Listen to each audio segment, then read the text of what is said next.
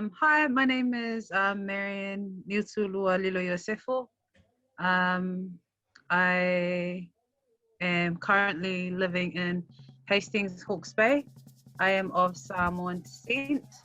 I'm currently teaching at Hastings Girls High School and also teaching at EIT for a Samoan introductory course. There's a lot about me, but I guess with the interview we'll get more into it. And when I introduce myself, I usually don't know where to start because there's a lot about me that encompasses my journey, and I guess those that have helped shape my journey. Olo ingoa o Marion Utulua Lilo Iosefo, o lo'u tama o tuli atu siaki Iosefo e sau mai le nu'u o le whanua li'i sa fune sa vai, o lo'o a whio e sa o e wha a inga sa Pasifika, o le whale wha sa maunga, o lo'o tina, o pele seti loto mau tui veiti, a whio pui konga mā koe o le whaaululunga salva lasi. Au o te au mau nei I Hastings, Hawke's Bay, na o whanau I nei o lewo nofo I le nei, pito nu'u e matango fie lava e mana ia lava I New Zealand atoa.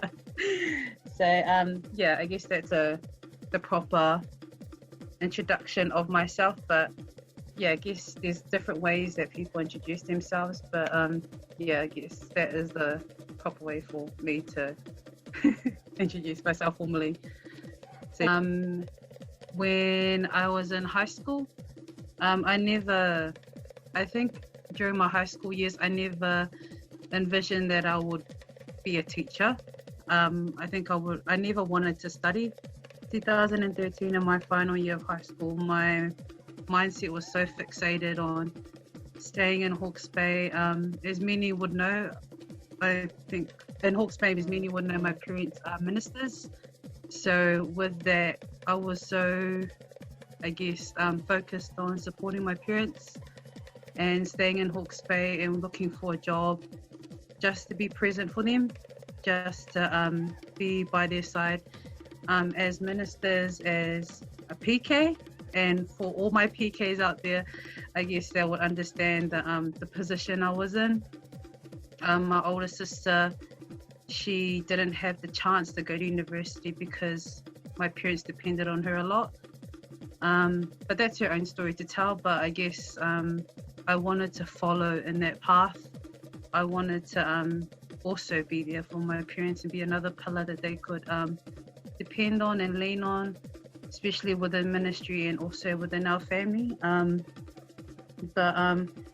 2013, I done pretty well in school. My friends labeled me as the geek or the goody good, and I got good grades. I loved the real white, Whalangi subjects. I loved English, I loved history, and that's where I flourished during my high school years. And I remember in December, we were filling out my cousin's application to go to Victoria University, and my auntie said to me, "Why are you not going to university?" And I said, "Oh, I want to stay, look for a job." And in my mind, I was just going to go look for a job at Waddies. Hawke's Bay is very profound for having a lot of factories and a lot of jobs that doesn't really have any purpose for us as young Pasifika.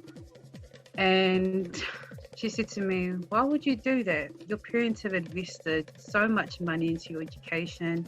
Your mum has, she was the pioneer for our family. She came to New Zealand, first one, brought her siblings, brought her parents, and her and your dad started the legacy. And you're not carrying that on. You guys should be carrying on that story." So I guess it really hit home for me once she said that to me. And I went home. I came home that night and I had a talk to my mum, and she said, "Oh, me and your dad, we don't want to force anything upon you guys, and we want you to be able to find yourself and make your own decisions. You guys are old enough." and your decision was to stay home, and we support you guys no matter what you guys choose. But I really do want you to go and study. I don't want you just to become another stat or another one of our young people that ends up in a factory. And it really hit home for me because I didn't really realize at the time. I just wanted to earn money and I just wanted to help out, but that for me wasn't. And to hear it from my mum that that wasn't me helping out, that was just me becoming another product of I guess colonization, and another product of what the system hates for us as young Pasifika. So she said to me, I know it's going to be hard, but I want you to be something more. I want you to go and study and find yourself and get a better career, get a better future, find an opportunity, not just for yourself, but for all the young people here in Hawke's Bay. You talk a lot about wanting to make change, but change should start with you. So I guess I didn't know at the time. There was only one more week until enrollments closed at Victoria University. So I said to my mum, I said to her the next day, okay, then we'll do the enrollment to go to Vic. If I get in, then I guess that's the plan God has for my life. If I don't, then I'll stay in Hawke's Bay. So we done the enrollment probably 2 days before enrollments closed. Oh. And yeah, me and mum rushed all the application, got all the study link stuff sorted, and we got the email of approval probably 2 days after enrollments closed, and I got approved to go and study at Vic. So I guess I was like, okay, then, this is me now. This is what I have to do. And I remember my parents drove down the week after, packed up all my stuff. We drove down to Victoria, and in those 2 days we were down there, they found me a flat. They found me a support system down there, and and that's what for me, now that I think back to it, I know it was meant to be. It was God just opened all those doors in a week. And for I know a lot of other tertiary students, they take so long to get the study link done, enrollments done, finding a flat. And in 2 days, my parents were able to go down, and with the grace of God, we're able to get all of that stuff done in 2 days. So that's why I know it was meant to be. Now that I think back to it and back to my journey, all those things happened for a reason. And then on that last day before my parents came back to Hawke's Bay, my mum and my dad said to me, "Oh well, we're gonna go back now, and this is where you have to grow up, be independent." And that's the first time in my life I've ever been apart from my parents, and it was hard. I remember seeing them reversing out of that driveway, and I was standing on the doorstep with my cousin because we were both studying at the time. And I remember seeing their car reverse out, and honestly, I just felt like my heart was just ripped out of my chest, just because I had been with my parents my whole life, and I was only 18, and now I had to learn how to cope without them. And I couldn't just jump in a car and drive to them. I couldn't just catch a bus. I had to literally drive 3-4 hours to Hawke's Bay just to see my parents again. And that for me was a massive reality check. And I realized at that moment that I had to make it count, that this journey wasn't just about me now, it was also now about my parents, about my family. And me being in Wellington meant that it was a chance for me to make that change, and it was a chance for me to, I guess, rewrite the narrative and create a better beginning, not only for myself but for young people in Hawke's Bay, because at the time there wasn't much Pasifika role models. We didn't really have much of a support in Hawke's Bay. This was 2014. I had left for university, so we didn't really have that support system during the time. So Yeah, 2014 was and that same year was the year that I remember 2 months into my studies, I got a phone call from my mum, and she said to me, "You need to pray for me." And I was just gobsmacked. I was like, "What do you mean pray for you? What do you mean pray for you? Of course I pray for you." She said, "Something's happened to me, but I don't like to worry you kids, especially now that you're in Wellington. But I've got a brain tumor at the moment, and I'll be coming down to Wellington to have an operation." And that for me was a turning point, because I was like, "Oh my gosh, this is why I didn't want to go to Victoria. This is why I didn't want to come study." And in my head, I just wanted to pack my bags and move back to Hawke's Bay. But she said to me, I know what you're like, and I know you're going to try and come back home. But for me, what I want the most is for you to graduate and for you to finish your studies. That's what I want." So I remember that became another motivation for me, was my mum being sick, I guess not having the support in Hawke's Bay, and then wanting to be something better, not only for myself, but as I say, for young people in Hawke's Bay. So 2014, I decided I wanted to take teaching, just because I wanted to be the teacher that I never had in high school. Yes, I had teachers that were very supportive, but I felt like in my own high school, I didn't have anyone that was supporting me as a Pasifika. I guess it was really whitewashed, and we were taught how to be young white women, and the only way to achieve was being white, and we were taught that way. And I wanted to be able to change that, because there's nothing wrong with us as Pasifika. There's nothing wrong with us. If anything, the system was failing us. It wasn't us that failed the system. And I think I didn't realize that until I got to university, and I was able to see and realize after, I guess, taking classes like Pacific Studies with Teresia, and taking a lot of courses, EDUC courses that really emphasize on Brown excellence and the power that we have as Pasifika. So being able to open my eyes to, I guess, the potential that we have as Pasifika, I wanted to be able to learn more, gain that knowledge, that experience, and how to be successful as a Pasifika and bring it back to Hawke's Bay. So I decided to take what I loved and take what I enjoyed at high school, which was English and history. Those are my two core subjects that I loved at high school. And I took those papers at Victoria University. 2017, I graduated with my Bachelor of Arts in history and English. And then this is where another turning point for me was in my journey. 2017, I graduated, and I had planned my life.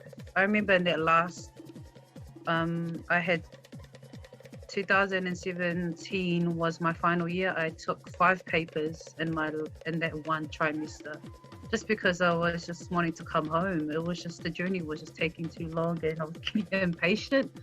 So 5 papers I had taken, and I remember the anxiety of waiting for those results, but receiving those in July and getting the news that I was waiting for, that I was graduating, was it was kind of like a massive burden off my shoulders, and it was an answered prayer.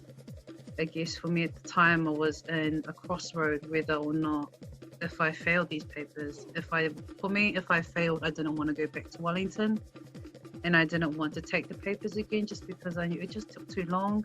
I was getting impatient, and I started to question God. I said, no. And I think at the time, I didn't realize that that God was working behind closed doors. He was working behind the scene, and he was getting me ready for the next step in the next season of my life. So then I moved back home, and I wasn't graduating until to the end of 2017. So I moved back home in July, And this is where my dry season started. Moved back home, and I could have, my parents, my dad especially, my mum was really supportive, but my dad was so fixated on, you need to find a job and your degree.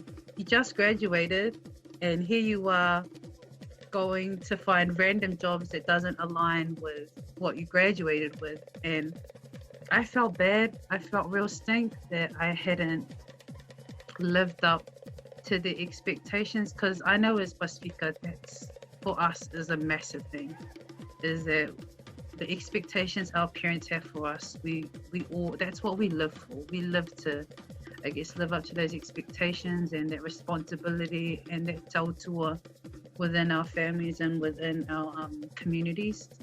So yeah, and I started to get really depressed because I came home, and for 2 months I was jobless. I couldn't find a job anywhere. And then I said to my mum, I'm just going to find any random job. I don't care about what dad says. I need to be able to support you guys. I don't care what kind of job it is, but the main thing is I can be here and I can be of use. So I got a job at Kmart. I remember working at Kmart at the time, and I came home and I told my dad, and he was like so disappointed. He said, what kind of job? Kmart, you're going to graduate with a degree, blah, blah, blah, blah. And it just, you know, I was like, oh gosh, I can't like sit at home and not do anything. So I just took it in and I went and worked there. I worked there for about a year and a bit. Yeah, I worked there. And then, so I loved working there. You know, I was able to just chill. It was the first time in my life that I've actually chilled, because I've been from primary, intermediate, high school, university, and I hadn't had that time to just, you know, be able to relax, just find my flow and find, I guess, be still as well. In that time, I was kind of like, had all these people telling me what I had to do, what I had to be, and I hadn't really had that time for myself. So yeah, that season, now that I look back to it, I'm grateful for that season because it really developed me. Like that saying goes, God doesn't just put us in certain situations to drown us, but to develop us. And that is where I was refined. That's where I was developed in that time. So, you know, I had my whole life planned out. I said to myself, okay, then I'll go work at Kmart. 6 months tops. That's it. And I was graduating in December, and I remember getting all my stuff ready for graduation. And at the same time, I had applied to do my postgrad teaching diploma at Victoria University. But with this comes an exam. You have to sit an exam, and then they only select, I think it's like 120 out of, there was about 300-400 of us that applied for this course. And it's very competitive. So I was like, okay, then I'll get in, easy as. I'll take the exam, and after my graduation, I'll move back down to Wellington, saved enough money to go in flat. I was totally wrong, because I went down to the exam and I realized, oh my gosh, this is actually so hard. I am going to fail, and I knew I was going to fail. But I was like, nah, they'll be nice to me. They'll let me in. So the same week I had my graduation was the same week of the exam. And at the time I was more focused on getting my gown, getting my keungas ready for graduation. And I had forgotten about the exam. So I went to the exam. I went a day before and got the apartment ready for my parents and my family for when they come down for grad. And that same afternoon was the exam. And I didn't even prep. And they gave us readings and I was like, yeah, I'll be all good. I read it 10 minutes before. Went into the exam and oh my gosh. I was so overwhelmed. I didn't know anything. I was just like, oh my gosh. And I remember I was like, nah, all good. So I done the exam and I thought, I'll be fine. After graduation, you know, my family were happy, like, oh my gosh, we're so proud of you, you know, typical graduations. And I was like, over the moon. I was I was on cloud 9 for about 4 weeks after graduation.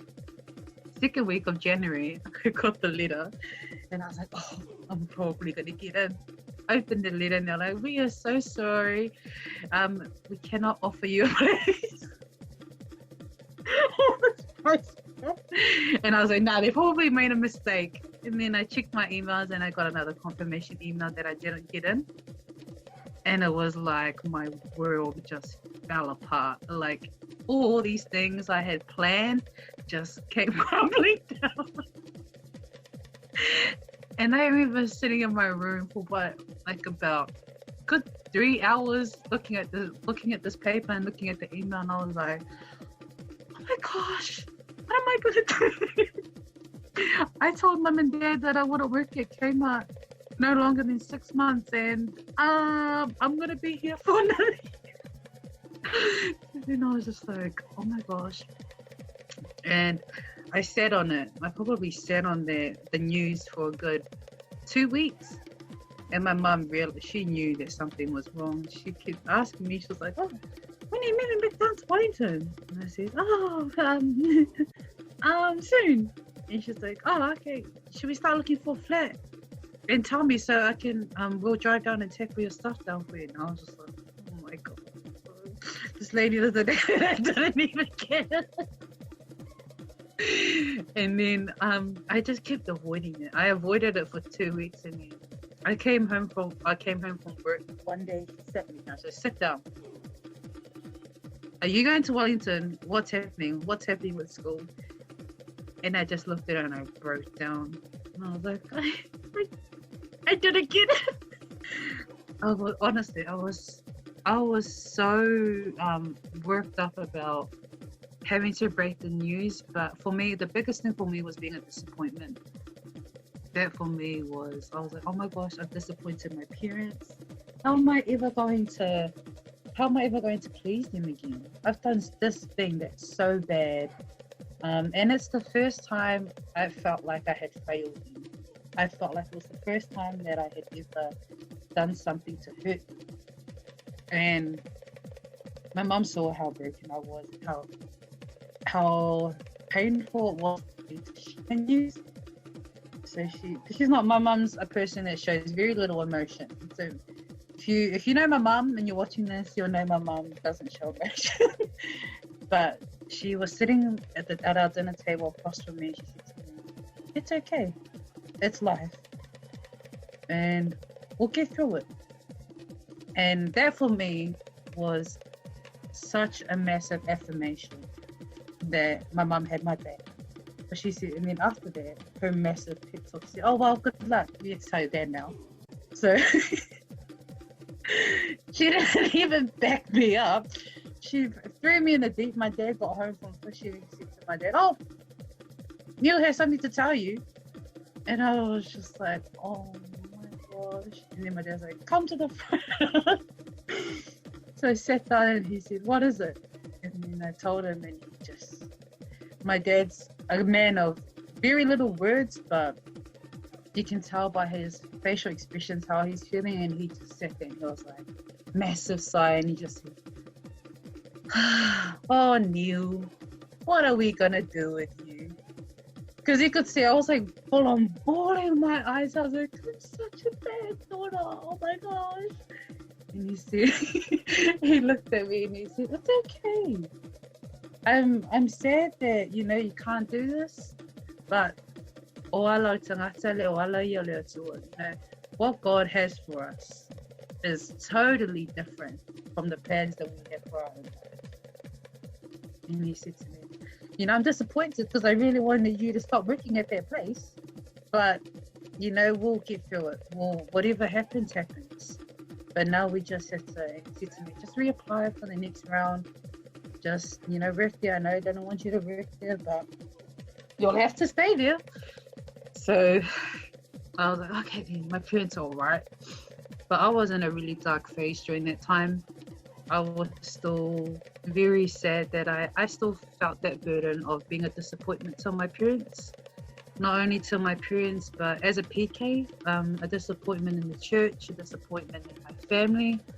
I had a lot of pressure. I had a lot of expectations from both my dad and my mum's families. We come from massive families. My dad has 14 siblings, and so does my mum. So I guess I was put on that pedestal that whole time I was at university, and then when I had graduated, I was just up here, and all our family would, yeah, they just would always praise me, and I hated it. Like I hated it growing up, but I didn't want, and that was the only time I felt like I had disappointed them. I had done something that was so bad and so embarrassing, and I carried that weight. And even though my family saw me, I was happy. I was always smiling around them, but behind closed doors, I was battling a lot of depression and a lot of, I guess, grief and heartache because of this disappointment that I felt I had put on my family and put on those that I loved. So for 2 months I was like this. I completely closed off from my family and my friends, and I just felt like I had to punish myself. And I would work for long hours. I'd come home, I'd lock myself in my room, and I just didn't know what to do. And it was the first time I felt like whenever I would pray, God wasn't listening. And I felt like he just didn't care about me anymore. And that was a real dark phase. I felt real alone as well, even though I had a great support system around me, great friends, family that loved me, but I just felt like I think when you experience that kind of feeling or that kind of trauma or that kind of experience, then you'll understand what like the kind of thing that I'm talking about. But fast forward, a month after or 2 months after I had gotten the news about the university diploma, a friend of mine that we studied together in Victoria messaged me. She said to me, "Oh sis, I remember you saying to me that you wanted to do teaching. I'm doing a master's program at the moment, and I thought of you straight away. It's a master's in teaching and education." And she said, "You should apply." And at the time, I was like, "Ugh, why would I apply? I probably won't get it." I had such a negative mindset. I was just like, "What's the point?" And she said to me, and I'm so grateful. And that's why I know that God purposely was silent during that time, because it was testing my faith. It was also developing me for, I guess, things that I will face in the future and will face further throughout my journey. And my friend said to me, "You know, sis, I know sometimes life sucks, but we have to get up and we have to be able to just move forward." She said to me, "Just fill out the application. You never know. And if you get a call back, then you get a call back. But at least you tried." So I done the paperwork, filled out the application, and 2 weeks later, I got a call. So they called me and they said, so it's a 3-step process for the master's program. And they said to me, "Okay, then we've looked at your application and we're going to fly you up to Auckland for an interview process." So at the time I was still like, "Oh, whatever, I'm not going to get this job. I'm not going to get into this master's program. What a waste of time." But I called my friend, and she said to me, "Just go. Like I said, they're paying for your flights. They're paying for your accommodation. Well, you're not paying for anything. You're just going to go, see how it is, just do it, and then whatever happens, happens." So I went to Auckland. There was about 6 of us, and it was kind of like a group interview. So they gave us a couple of tasks. They done like a short exam, and then we were put on a panel, like a interview panel. And I left feeling really confident. It was the first time I was grateful, and I was excited. I hadn't felt that in a long time. So I remember after the interview, I said, "Oh, are you testing me, God? Is this another one of your little games?" And I said, "But I'm grateful." At that time I said, "Oh, I'm grateful. Even though I've faced all of these things and I've been in such a dark phase, I'm grateful that you still love me. I know this is a God-given opportunity. So even whatever happens, I'm grateful that I'm here." And then came back to Hawke's Bay. We had to wait for 2 weeks for a callback, whether we passed that second stage. And then they do a final interview on the phone. So 2 weeks later, they called me back and said, "Oh, you've passed stage 2. We've just got the phone interview to go." So I was just like, "Oh my gosh, okay." And I was like really excited. I was like, "Oh my gosh, this is actually like happening." I never thought that little me from Hawke's Bay would get to even the second stage, and now I'm having this interview on the phone. Had the interview on the phone, and they said, "Oh, we'll get back to you in a week." So the process for that round was pretty quick, and I was so nervous that whole week, checking my phone, checking my emails to see if we had gotten the results back here. And then remember after that week, the phone call came through, and they offered me the position for the master's program. And I think I just finished work at the time, and I pulled over and I just bawled my eyes out. I was crying, and I said, "Man, God, you're funny, eh?" I honestly thought my life was over because I had failed the exam at Victoria University. But little did I know that God is preparing me for better. That was only a diploma, and I had to pay for that. Yet this master's program was fully funded scholarship, and at the same time, I'm guaranteed a job at the end of my master's program. And I literally sat there and I just cried, and I said to myself, never will I ever question the plans that God has for me. It's in those dark times that God develops us. He develops our faith, but he also tests our faith in that time. And I know that was me. And getting into that master's program was a massive turning point in my life. It was then that I knew that teaching was where God wanted me to be. It was the calling that God had for me, and it was the purpose that he had for my life. So fast forward, in October, I moved to Auckland. They moved me to Auckland to start the training processes for this master's program. Everything was fully funded through travel costs, accommodation, everything was paid for. But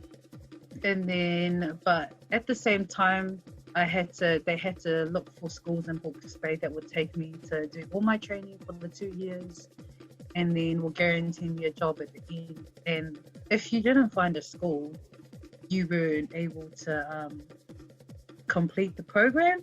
So it was like a catch that you had to do this. If you didn't find the school, and then again, I was like, oh gosh, but I said to myself, no, I need to get out of this thinking. I need to stop this negative mindset. And I said, God, I know you will pull through for me. So you did it for me once, and I know you'll do it for me again. And it was literally like the last week of our training, and I still hadn't been placed at a school. And I remember that last week we had a meeting with the director and the teachers that were in charge of us for this training period, and they said to us, I think there was about 7 of us. They said, "Oh, we still haven't found a school for you guys, so we just wanted to remind you of the terms and conditions of the master's program. If you don't find a school, then you can't complete the program." Sitting there, I was like, "Oh, God's got me. God's got me. I know he's got me. He wouldn't get me this far in order for him to take me away." So then that afternoon, I remember my high school had called me, and I got a call from the high school, and it was all new senior leadership team, so I didn't know any of them. the new DP and the new principal. She called me and she said, hi, I'm Catherine Bentley. I'm from Hastings Hills High School. We've heard a lot about your work that you've done and that you've graduated. A lot from the teachers that are here, and we wanted to have a Pasifika teacher, a teacher that would be able to help our Pasifika students. We were wondering if we could have an interview with you. Man, God is good, honestly. And I literally just sat there, and they're like, "Hello, is anyone there?" And I just said, "Yeah, I'm here. Yeah, I'd love to come in I'd love to have an interview." So, okay, we're gonna have a Zoom interview with you tomorrow, and then when you're back in Hawke's Bay for the Christmas period, we'll have another interview in person. So I had the interview with them. Honestly, they were such lovely people, and then came to Hawke's Bay and I had that last interview with them. And I remember sitting in the room, and one of the people that were there for the interview was our old DP. And he said, "Oh, Marion, you're growing up. Oh, you're graduated, and you're now a teacher. You're now going to become a teacher." And he said to me, What's the real reason? What's the reason for you to want to come back to Hastings Girls High School? And I said, we didn't have Pasifika support. We didn't have curriculum that reflected us as Pasifika, and I want to change that. I want to be able to be the person that changes the narrative for our Pasifika, for our young people, and for our kids to feel comfortable and to be able to succeed as who they are, instead of teaching our kids to succeed as Palangi or as something other than themselves. We should be embracing their story themselves instead of trying to change that. And I think I kind of offended him because he had been at the school when I was there. And I said to him, I apologize if what I have said is offensive, but I speak on behalf of those that have come before me. I speak on behalf of myself, my friends, my family, my sisters, and the girls that are still here at our school right now, the girls in the system.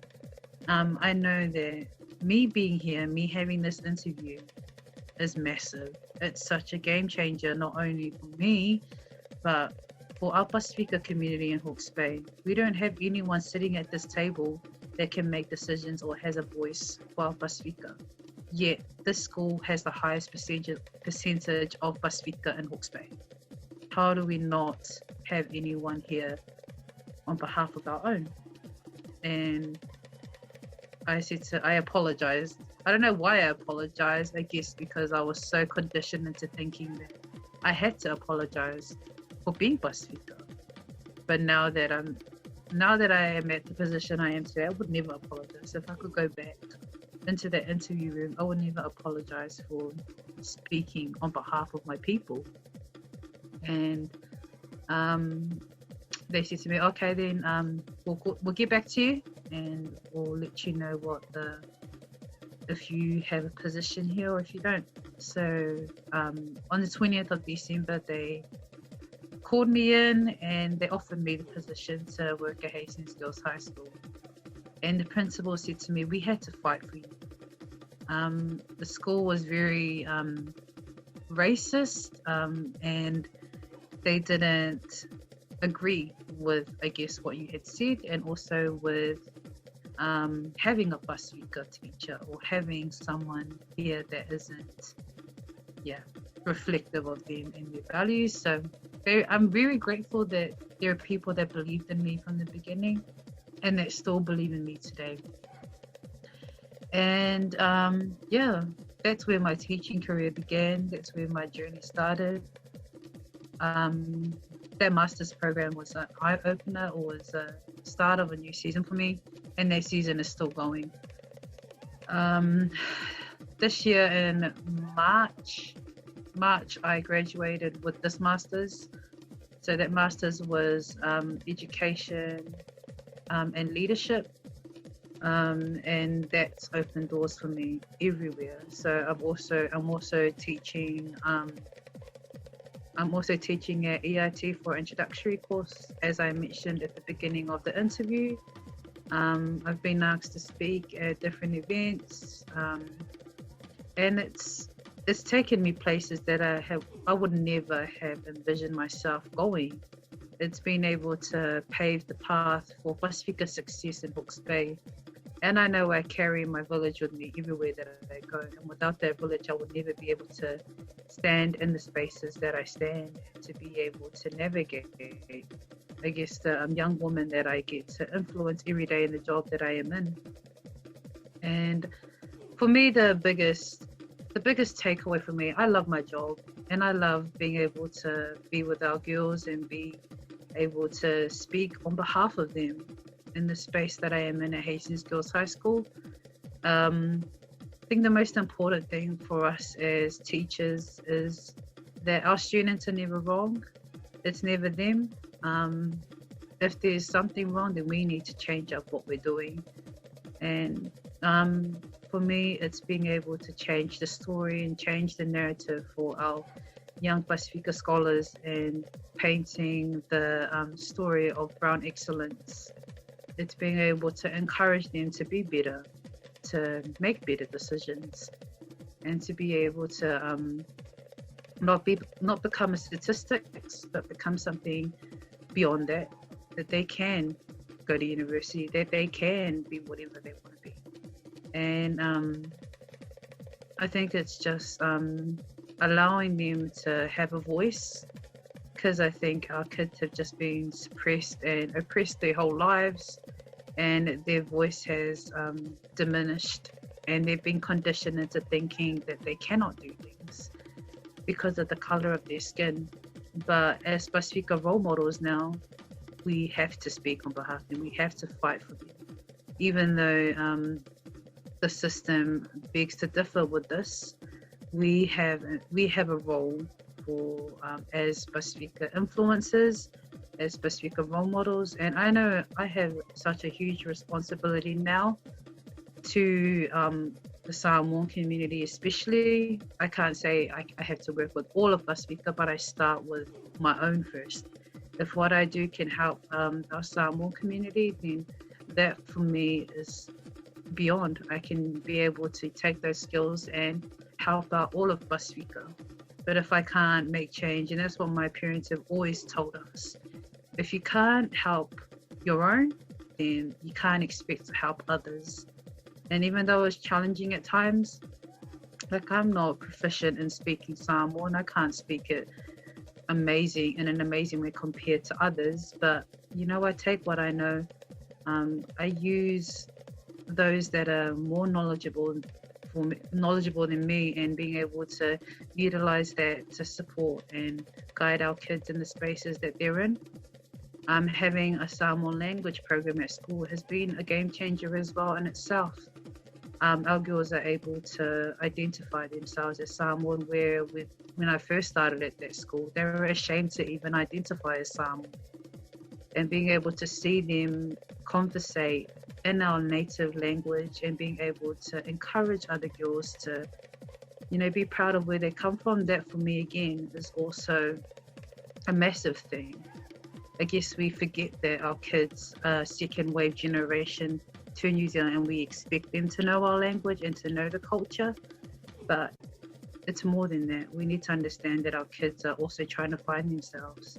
They're also on a journey of their own, so we should be able to support them on that journey. And I think for me now, in my position and now in my life, that's where I'm at now, is just being there for our kids, being able to be to change the narrative, being able to support our kids in whatever pathway that they choose, and encouraging Brown excellence, encouraging them to succeed as who they are, rather than succeeding because someone else has told them to do so. So yeah, it's hard, but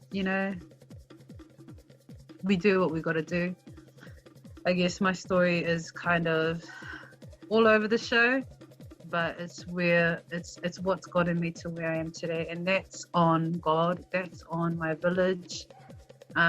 those that have prayed for me, my parents especially, my grandmas, my mama and Ozzy, my grandma that's passed, all of them. This was their dream for me, and I'm now living that dream out. And I always pay, I honor them in what I do. And I think we as Samoans and we as Pasifika should always remember our village on our journey. And I'm grateful that I have family and a community and a family and a support system that truly believes in me, that truly prays for me, and understand the vision that I have, and will drop everything to support me in what I do. So I guess for now, I think the biggest role we have is to be there for our young Pasifika people, our young Pasifika generation that is growing in our communities, especially for us in Hawke's Bay. We have a role to them. We have an obligation to change the narrative for them. I think the biggest game changer would be just myself, just being a Pasifika teacher, just my presence there in the school. Because honestly, there's a massive dynamic where if I'm teaching, the kids listen instantly because they know the expectation and they know the customary thing to do.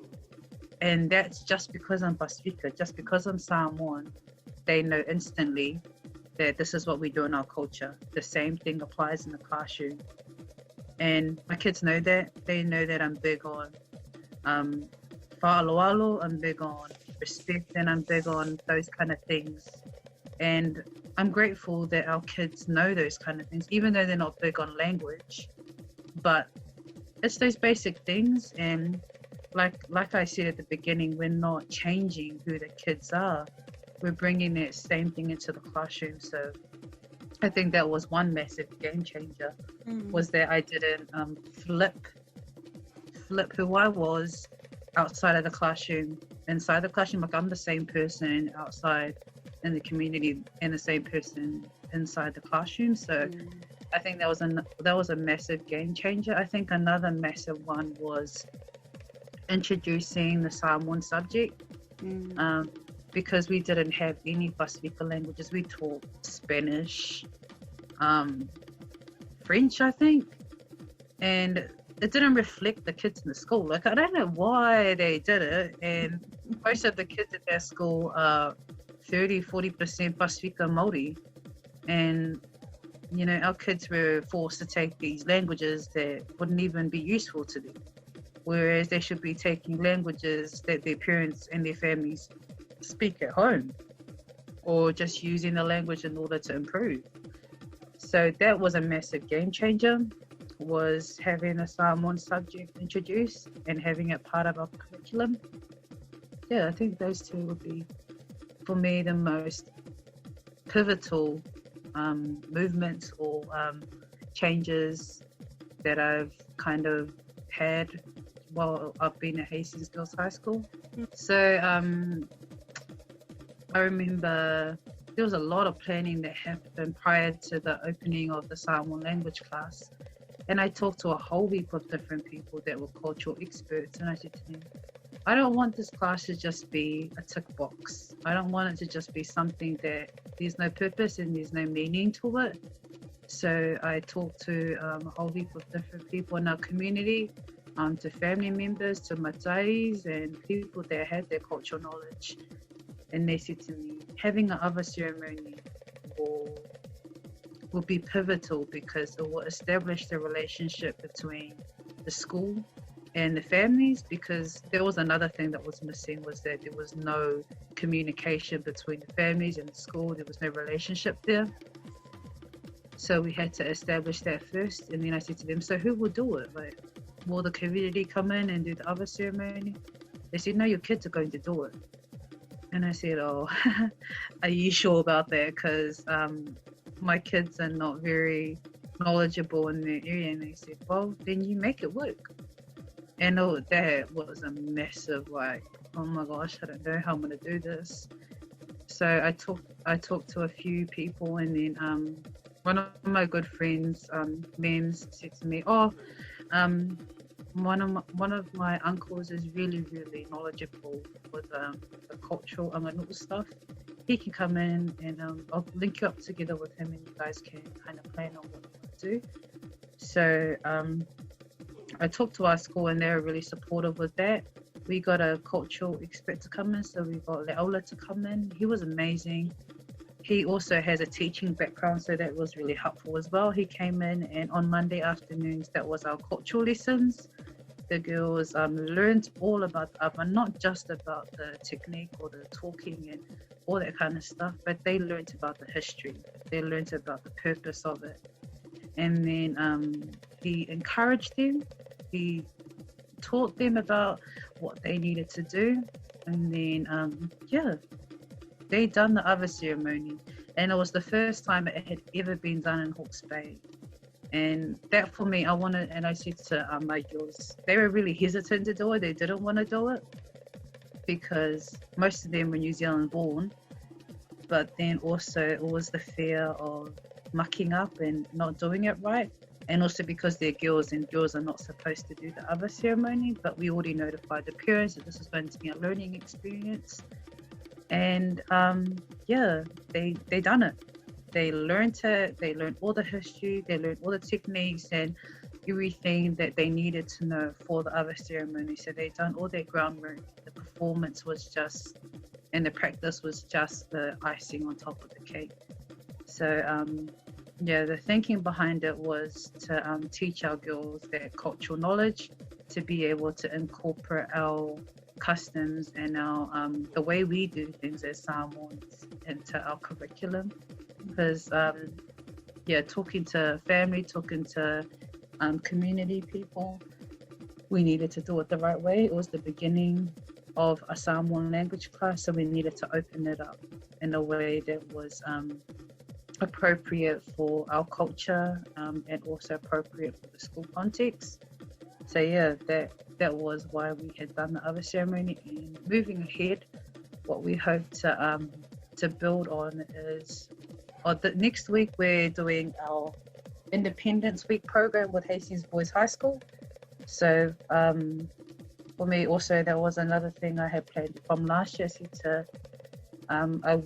I said to our group, so we've got 2 or 3 Samoan TAs now. I said to our TAs, oh, man, I want to do something more bigger. And like, you just finished another ceremony. You love to do things and you love to plan big, but you need to think about your own mental health as well. I said, no, we need to do something bigger. We need to think big.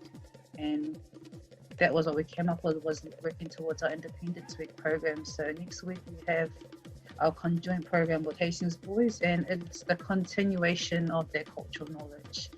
We'll have another ceremony with Hastings Boys, but instead of our girls running it, the boys will be performing and the girls will just be there to follow the other and to also observe and to be part of it, be part of the experience. And we have a careers day on Wednesday, so that's all about encouraging brown excellence. We have a lot of Pasifika role models from the community coming in, tertiary providers coming in. Thursday we've got a sports day, and then Friday we've got our cultural night. So, it's building on that cultural knowledge. It's building on what we had done last year, rather than saying, oh, other ceremony's done, that's it. So as a school, and that's what our staff always encourage, and our SLT always encourage, is that this has happened, what do we do next? How are we going to develop it? How are we going to encourage and develop the understanding for our Pasifika girls? So that's kind of where we're heading next year. I don't know what I'm going to do next year, but I know we're going to move on to something different. So yeah. I love it. I'm really impressed because I've never seen it done in a school. So well done for that, Marion. Always go big. Especially if you go big one year, you want to go bigger the following year. Yeah. You don't want to go big one year, then next year go small. Go to Samoa, take them to Samoa or something. Yeah. Get that experience overseas. I guess I want to know, because being brought up in AOG, PK's kids, it is their priority to look after the parents, to help support, bring the church up, go and work Yeah. to help your parents build the church. Yeah. How, I just want to know how you felt. I mean, I know you've already shared it, but Yeah. how did it feel for you while you were away studying, thinking back, man, I could be helping my parents, Yeah. I could be doing some of those practices for the kids, because you know what it's like, we're Yeah. Yeah. on 24/7. Like, how humbling was it for you to do that, studying while your parents, and they're still pastoring the Yeah. church? So I would come home every weekend.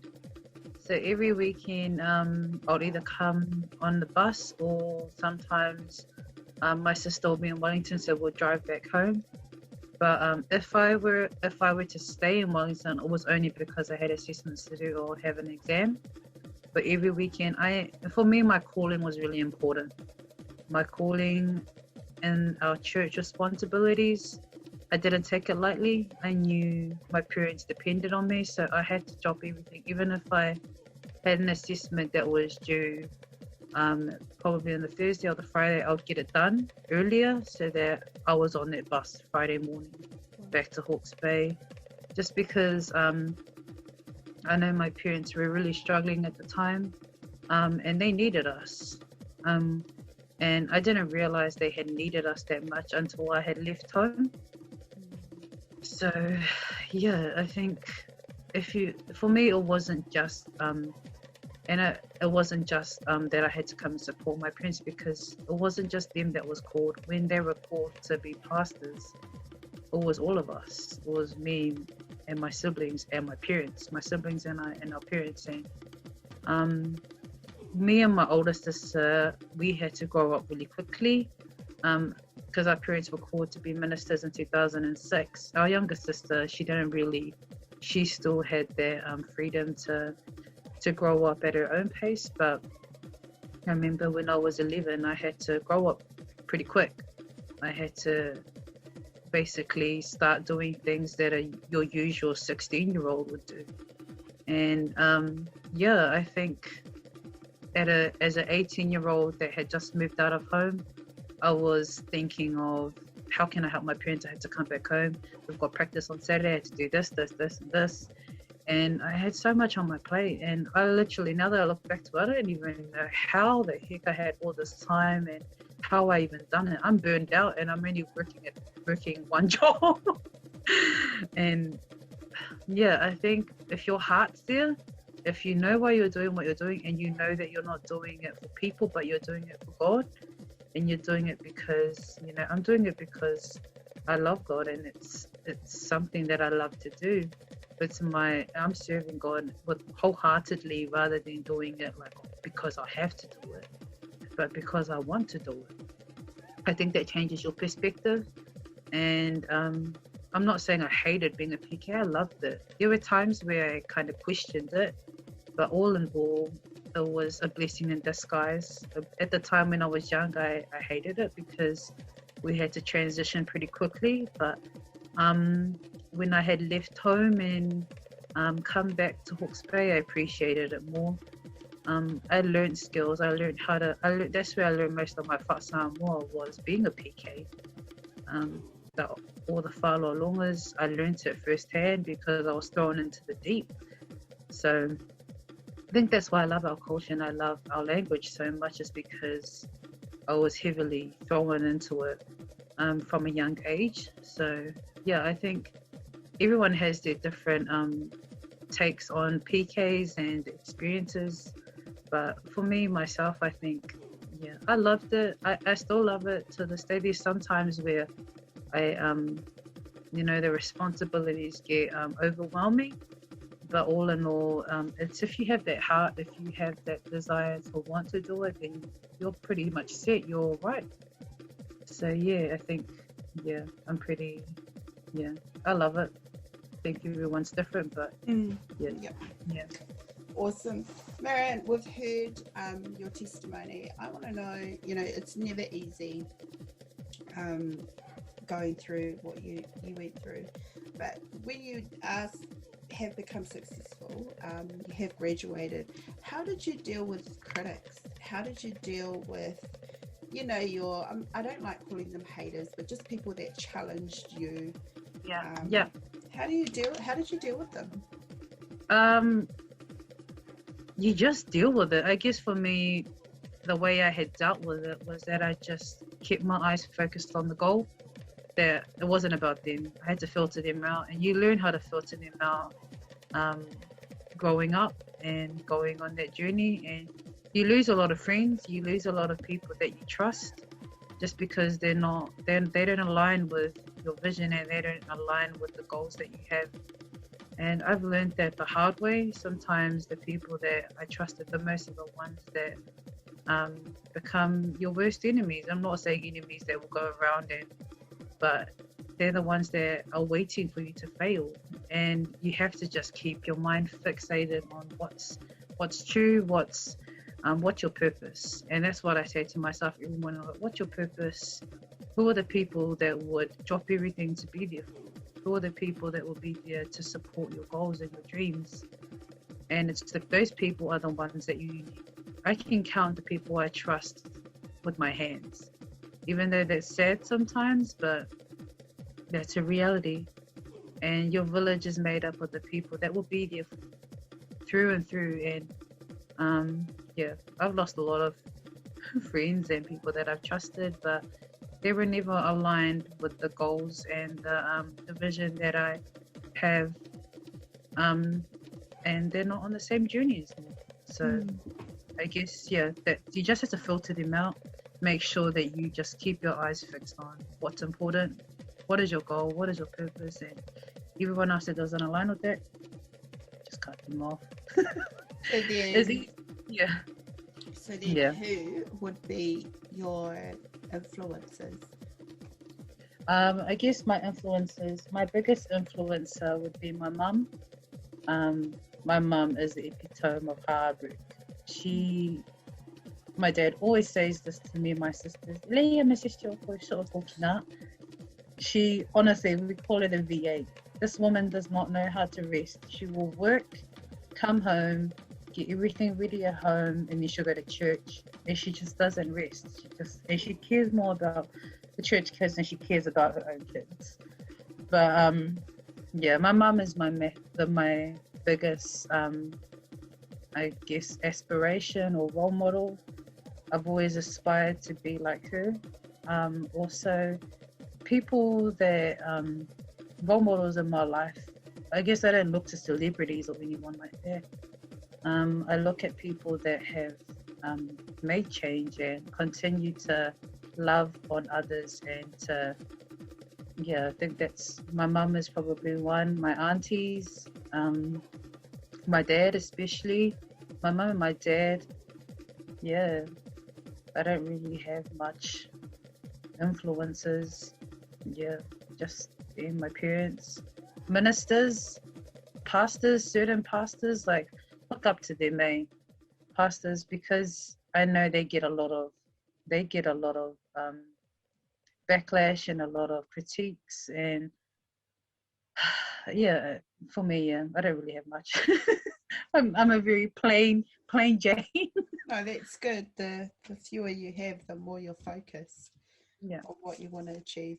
Which brings me to my last question, Marion. Yeah. Where to 5 years from now for you? What's the ultimate? What's the big picture? And of course, this is you. We know that God's got something else planned, but what would be your ideal 5 years from now? I guess in 5 years, I want to be. I want to still be teaching, but I want to be able to make change elsewhere. So rather than just in a school, I want to be somewhere that I can make change in all different schools at one time. So maybe in like ministry or something more fluid rather than something that has all these barriers and these constraints. Yeah, making change from the top, being able to sit at a table that actually makes change, and having that experience, I want to be able to build towards that. Yeah. Love it. Is there anything else that you want to share or an encouragement that you want to share before we end the interview? I think my biggest encouragement is to be true to yourself. Don't try and be someone you're not. I think, yeah, just being focused and filtering out everyone else. Listen to that voice that's inside of your head and listen to, and also follow God's calling. Have a relationship with God as well. It's really important. For me, that's really important. I know sometimes I lack that, but He will give you that definite answer, and He will guide you every step of the way. Without Him, I would never have made it this far. So I think that's my biggest piece of advice is be true to who you are. Whatever faith you believe or whatever values you have, just be true to that, and make sure you have a support system that you know will be able to carry you through. If they, like I said, if they don't align with your goals and your vision, then cut them out.